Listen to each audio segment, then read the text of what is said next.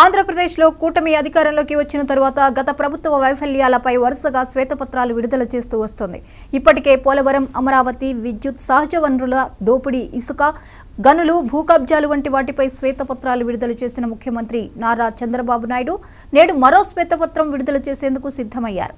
ఈ రోజు మధ్యాహ్నం 3 గంటలకు రాష్ట్ర సచివాలయంలో శ్వేతపత్రం విడుదల చేయాలని ప్రభుత్వం నిర్ణయించింది.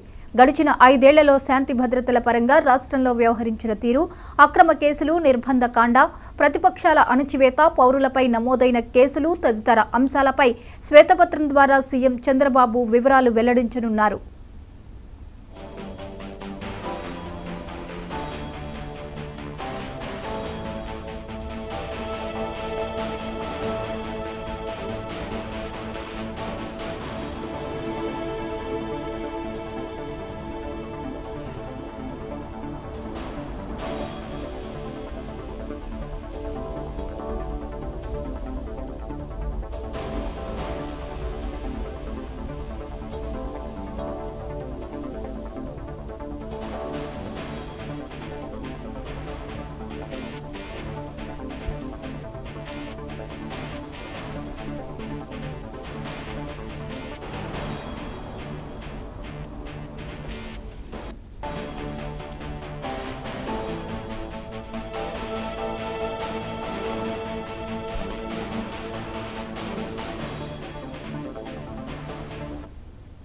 గత ప్రభుత్వ హయాంలో భావ ప్రకటన స్వేచ్ఛను అడ్డుకునేలా పాలకులు వ్యవహరించిన తీరు, సాధారణ పౌరులపైన కేసులు నమోదు చేసిన వ్యవహారం, ఎస్సీలపై దాడులు, హత్య కేసులు తదితర అంశాలను శ్వేతపత్రంలో ప్రస్తావించే అవకాశం ఉంది.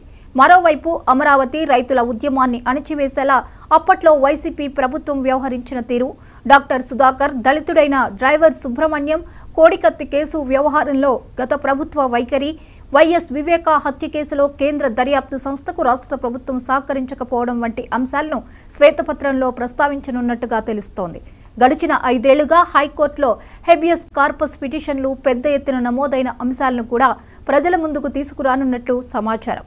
ఇప్పటికే 4 శ్వేతపత్రాలు విడుదల చేయగా శాంతి భద్రతలు 5వ శ్వేతపత్రం కూటమి ప్రభుత్వం ప్రకటించిన ప్రకారం ఇవి కాకుండా మరో 2 శ్వేతపత్రాలు విడుదల చేయాల్సి ఉంది.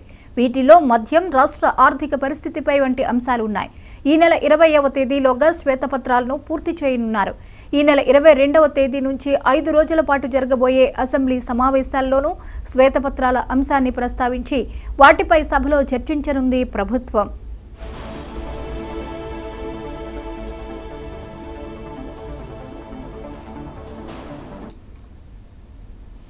ఈ అంశంపై మరిన్ని అప్డేట్స్ ని బ్యూరో చీఫ్ రాఘవేంద్ర అందిస్తారు.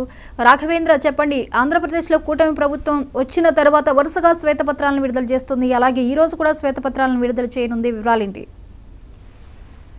జ్యోతి, ఏపీలో కూటమి ప్రభుత్వం ఏర్పడిన తర్వాత రాష్ట్రానికి సంబంధించి గత ప్రభుత్వ హయాంలో జరిగిన పూర్తి స్థాయిలో అవతవకలైతేనేమి వీటికి సంబంధించి పూర్తి స్థాయిలో శ్వేతపత్రాలను కూడా విడుదల చేయడానికి కూడా ఒక పక్కన ముఖ్యమంత్రి చంద్రబాబు నాయుడు చెప్పడం జరిగింది. ఈ నేపథ్యంలోనే అధికారులతో కూడా రివ్యూలు నిర్వహించి 8 శాఖలకు సంబంధించి పూర్తి స్థాయిలో శ్వేతపత్రాలు కూడా దస్తరాలు కూడా సిద్ధం చేయమనేసి ఆదేశాలు జారీ చేశారు. ఈ నేపథ్యంలోనే ఇప్పటికే దాదాపుగా 4 శ్వేతపత్రాలు కూడా విడుదల చేయడం జరిగింది. నేడు 5వ శ్వేతపత్రం కూడా విడుదల చేయనున్నారు. ఈ నేపథ్యంలో చూసుకుంటామంటే ముఖ్యంగా కూడా రాష్ట్రం వెళ్ళిపోయిన తర్వాత పోలవరం అయితేనేమి, అమరావతికి సంబంధించి పూర్తి స్థాయిలో కూడా ఏదైతే గత ప్రభుత్వ హయాంలో వీటిని అసలు పట్టించుకోకపోవడంతో దీనికి సంబంధించి మొదటగా పోలవరానికి సంబంధించి, అదేవిధంగా తర్వాత అమరావతి, అదేవిధంగా విద్యుత్ అయితేనేమి, రాష్ట్రంలో గత 5 సంవత్సరాల్లో సహజ వనరుల దోపిడీకి అయితేనేమి దీనికి సంబంధించి ఇప్పటికే 4 శ్వేతపత్రాలు కూడా విడుదల చేయడం జరిగింది. గత 5 సంవత్సరాల్లో కూడా ఏదైతే శాంతి భద్రతలకు సంబంధించి పూర్తి స్థాయిలో ప్రతిపక్షాలు అయితేనేమి, రాష్ట్ర ప్రజలను అన్ని రకాలుగా కూడా ప్రశ్నించిన వారిని అణగదొక్కే విధంగా కూడా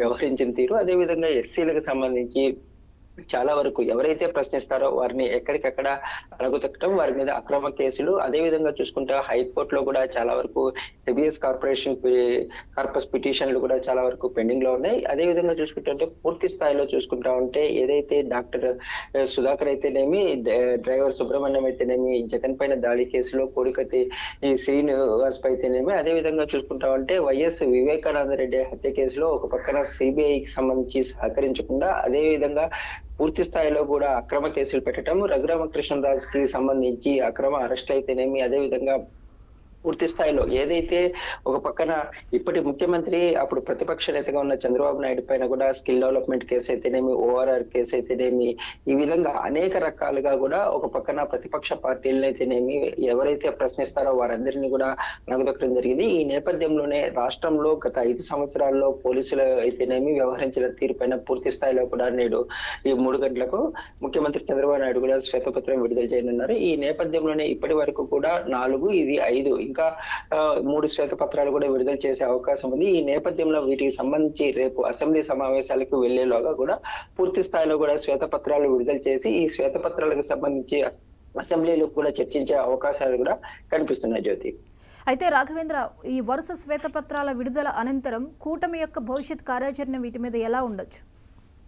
అంటే ఇప్పటి వరకు ఏదైతే రాష్ట్రం విడిపోయిన తర్వాత 2014 నుంచి 19 కూటమి ప్రభుత్వం కూడా ఇక్కడ రాష్ట్రం విడిపోయిన తర్వాత ఒక పక్కన అమరావతికి అయితేనేమి, అదేవిధంగా పోలవరానికి సంబంధించి పూర్తి స్థాయిలో అభివృద్ధి చేపట్టారు. కాకపోతే దీనికి సంబంధించి గత వైసీపీ ప్రభుత్వం వీటిని పట్టించుకోకపోవటము, రాష్ట్రానికి 3 రాజధానులు అని చెప్పడంతో అమరావతికి సంబంధించి పూర్తి స్థాయిలో కూడా అసలు కనీసం ఒక ఇటుక కూడా పేర్చిన పరిస్థితి లేదు. అమరావతికి సంబంధించి పూర్తి స్థాయిలో కూడా ఎవరైతే దీనికి ప్రశ్నించారో వారందరి మీద అక్రమ కేసులు పెట్టడము, దానికి సంబంధించి చాలా వరకు మహిళల మీద కూడా పోలీసులు కూడా దురుసుగా ప్రవర్తించిన పరిస్థితి ఉంది. ఈ నేపథ్యంలో వీటికి సంబంధించి పూర్తిగా అంటే 2014 నుంచి 19 వరకు రాష్ట్రం విడిపోయిన తర్వాత కేంద్ర సహకారంతో రాష్ట్రంలో అనేక ప్రాజెక్టులు అయితే ప్రారంభించడం జరిగింది. వీటికి సంబంధించి గత ప్రభుత్వ హయాంలో పూర్తిగా కూడా ఎక్కడికక్కడ ఆగిపోయిన పరిస్థితి ఉంది. ఈ నేపథ్యంలో అమరావతి రాజధాని పూర్తిగా నిర్వీర్యం చేయాలనేసి గత ప్రభుత్వం కంకణం కట్టుకున్నది అనేసి ప్రతి ఒక్కటి అంటే ఒక్కొక్క శాఖకు సంబంధించి పోలవరానికి సంబంధించి ఎక్కడ మొదలు పెట్టాము, గత ప్రభుత్వం ఎంతవరకు పూర్తి చేసింది అనే దాని మీద, అదేవిధంగా అమరావతికి సంబంధించి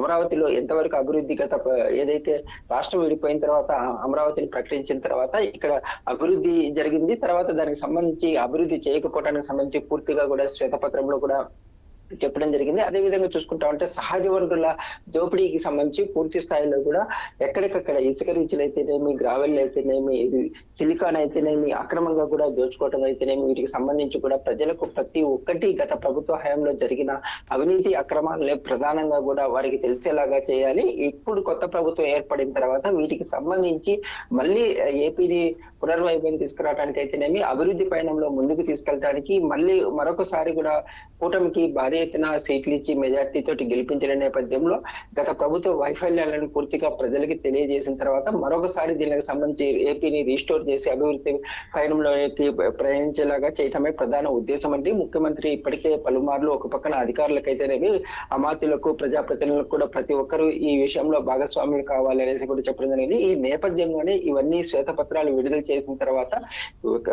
రానున్న ఇప్పుడుండే మంత్రులు అయితేనేమి పూర్తి స్థాయిలో ఒక శాఖల పట్ల అవగాహన కూడా పెంచుకొని రాష్ట్ర అభివృద్ధికి ముందుకు సాగాలనేసి కూడా ఒక పక్కన దిశానిర్దేశం అయితే చేసే పరిస్థితి పూర్తిగా కూడా కనిపిస్తుంది జ్యోతి.